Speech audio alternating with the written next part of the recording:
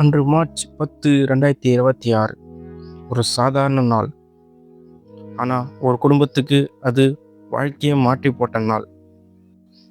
17 வயசு மனைவி, ஒரே கனவு, நல்லா படித்து குடும்பத்தை உயர்த்தணும்.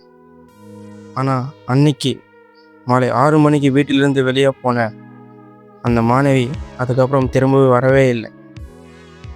நேரம் கிடக்குது, 7 மணி 8 மணி. பெற்றவங்க மனசில் பயம் அதிகமாகுது. அப்போ தேட ஆரம்பிக்கிறார். ஊரே சேர்த்து தேடுது. இரவு 9 மணி ஆகுது. போலீஸ் ஸ்டேஷனுக்கு போகிறாங்க. ஆனால் அங்கே கிடைத்த பதில் அதிர்ச்சி. இது எங்கள் ஏரியா இல்லை, வேறு ஸ்டேஷனுக்கு போங்க. ஒரு ஸ்டேஷனில் இருந்து இன்னொரு ஸ்டேஷனுக்கு போகிறதுக்குள்ளே நேரம் போயிட்டு இருக்கு.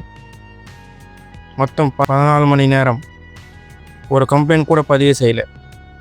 அடுத்த நாள் வீட்டுக்கு அருகில் இருந்த ஒரு புதரில் அந்த மாணவி உயிரில்லாமல் கிடைச்சாங்க. விசாரணை ஆரம்பிச்சதுக்கு அப்புறம் ஒரு 27 வயசு நபர் மீது சந்தேகம்.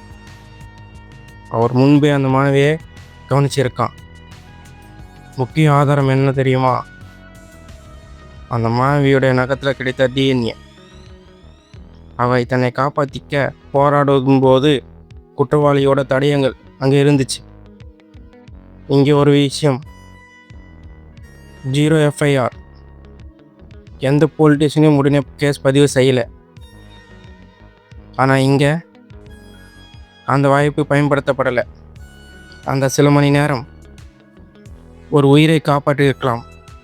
இது ஒரு சம்பவம் மட்டுமல்ல, நம் சமூகத்துக்கு ஒரு பெரிய கேள்வி. பெண்கள் பாதுகாப்பாக இருக்க நம் சிஸ்டம் சரியாக வேலை செய்யுதா? ஒன்றுமே புரியல. ஒரு குடும்பம் இழந்தது ஒரு உயிரை. இனிமேலும் இப்படி நடக்காதுன்னு என்ன நிச்சயம்? உங்களுக்கு எதனா தெரிஞ்சால் கமெண்ட் பண்ணுங்கள்.